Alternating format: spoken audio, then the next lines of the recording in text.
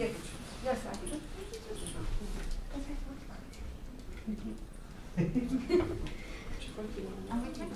If you wish to, you can take them off on the Okay. podium. Oh, am I? Okay. No, it's because with two masks, it's a bit difficult. Hello, everyone. Thank you very much for everybody that come here today. And thank you so much for our audience, given people everywhere. So we're happy to be here in Geneva with everybody from the CBD community. So for those of you that don't know, we are starting the negotiations finally. After so many months of virtual negotiations, we're finally back. And we are the Global Youth Biodiversity Network, so the International Youth Coordination Platform to the CBD process, the Conventional Biological Diversity. I'm Melina Sakiyama from Brazil, co-founder of GYBN, and I'm here with Swetha. Yeah. Hi everybody, I am Swetha Stotra Bhashyam and I'm the Global South Focal Point for the Global Youth Biodiversity Network here.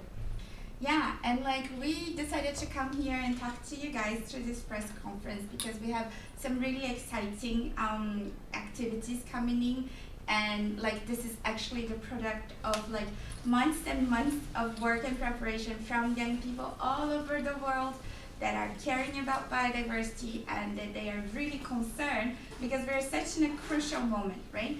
We already expired the previous 10-year strategic plan that all the countries, members of the convention came up with.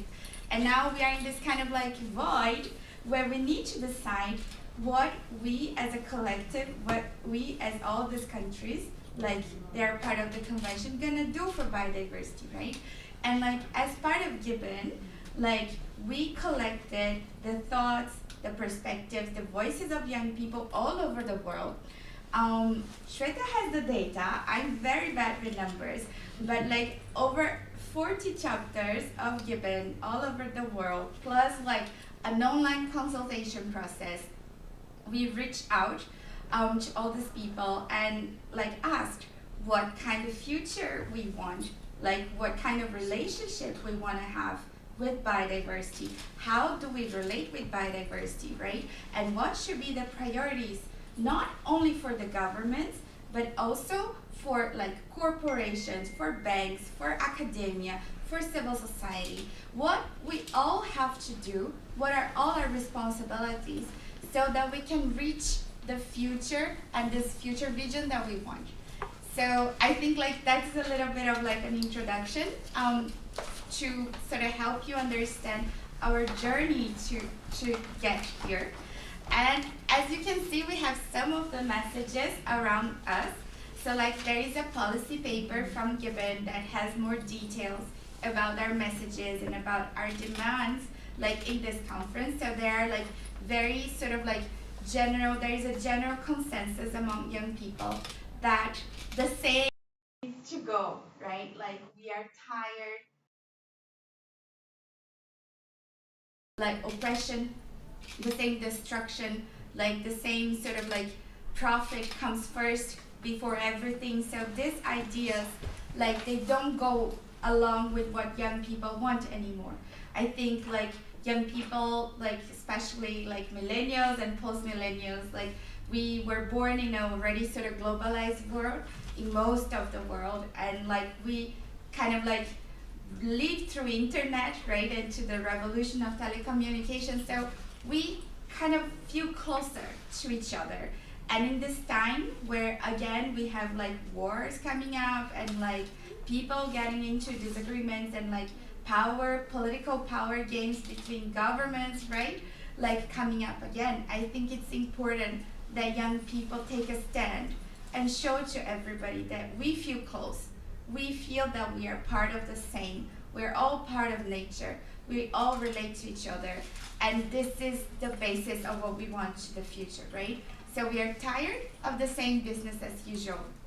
And this is kind of the main theme of our campaign, which is Stop the Same. It was launched last year in the Biodiversity Day last year, but we are still continuing it, and we are creating a movement. It's many organizations behind it already, and not just nature-related organizations, but we have so many different youth groups coming from climate movement, from justice movement, from like gender equity movement, from like racial justice movement. So like it's really beautiful to see, because it's like we have been having a lot of this kind of conversations with other youth groups, and everybody's in sync, you know, like we are just tired of the same. And then if we talk to people, they're doing like women's rights, is the same system, is this patriarchal, like oppressive system that oppress women, that oppress minorities, that oppress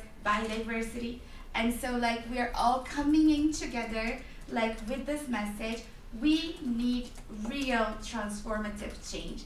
We need a transformation that is equitable, that is based on rights, that is based on like inclusion and diversity, so that we can start moving forward, right? And start to be more hopeful about the future, because young people at the moment are not very hopeful. They are very concerned and very anxious towards their future. And I think this is why we opted to kind of like start waving this global movement of young people, of peoples together. Okay, that's a short introduction. Thank you, Elena. I think a lot of you who are here might have already told, as we started the campaign last year, during Biodiversity Day, we received a lot of, we were able to bring a lot of people together. We got around 60 organizations to come together under the banner of Stop the Same. We were able to bring around young people from around 1,300 active young people from across the globe worked with us during the Biodiversity Week and and as we moved towards the Environment Day last year. And we all kind of felt like this message resonated to so many of the problems that we are seeing in the world, but we see all of it as being connected. And that is why we thought this was the best way that we could express it. And it did help us reach a lot of people, and it helped all of us come under an umbrella hashtag in a way. So that's how the campaign started, and it reached people from around 113 countries through the campaign. And this year what we are doing is, because we know that our campaign is not going to stop till what we think is same in the world is no longer there, and we really see the transformation moving forward. Unless we see ourselves going on the path of transformation, we know we cannot stop. So therefore we started a marathon 6-month campaign from the month of March going on till COP, which is hopefully going to happen in September or October. But we started this campaign. We were doing waves of action, so they're calling the youth wave of action, which and every month we're going to have actions happening from different regions. So we have Europe, which is our first action happening in the month of March, where actions are happening all across Europe to stop the same. Then we go into actions happening in Africa, where they are going to culminate their actions with an African Youth Summit. And following the African Youth Summit, we also have the actions happening in Americas in the month of May, where we're going to do a lot of different activities as a part of the campaign. And we have Alan with me who can explain more. And finally, we reach Asia. And in Asia, as we reach Asia in June, we want to move towards the COP. And in Kunming, we want to bring all these waves of action and hopefully create it into a big tsunami that would create the beginning of transformation that we need. So that's our hope, and that's why we are creating this really long marathon campaign for ourselves. And yes, we would love all your support in taking this forward as we go forward. But before we finish, we wanted to give you a case study from our Alan, who's our coordinator for GYBN LAC, and he's going to talk to us more about what are some of the ideas that the region has planned for us. Yeah, thank you very much. Thank you for everyone. So in the LAC region, we're very excited for the month that we have been doing some actions. We have 9 chapters in the region.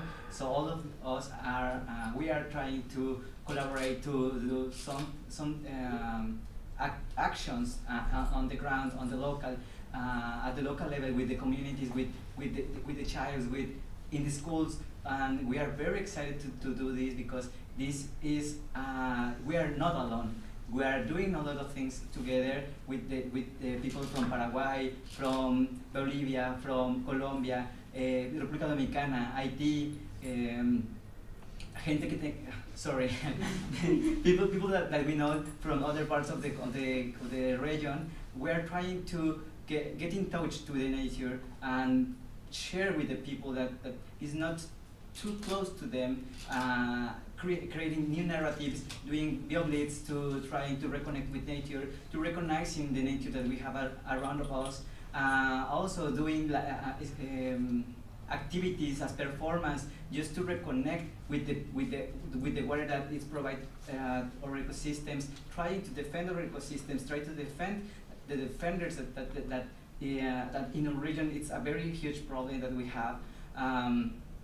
I'm very excited to be part of this wave, and we also hope that all of you can join to us and be part of the wave as people that care about nature and trying to stop the same. So thank you very much.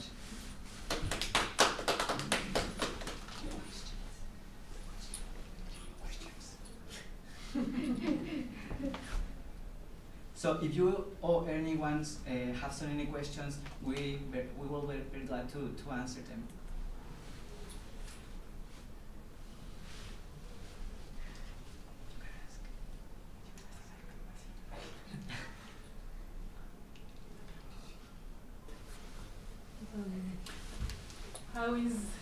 How is the youth now working and engaging with other stakeholders group to create really a wide movement across society, with the private sectors, with other civil society groups? Marina mentioned the women and the minorities.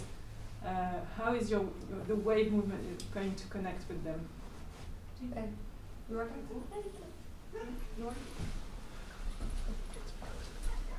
Thank you, Elizabeth, for your question. Like, you can complement later, Swetha. But like, so, since we are trying to leave like a bottom-up movement, like, because we believe in the fact that if people don't take ownership of the movement, of the messages, of the actions, like, they are not going to commit to it.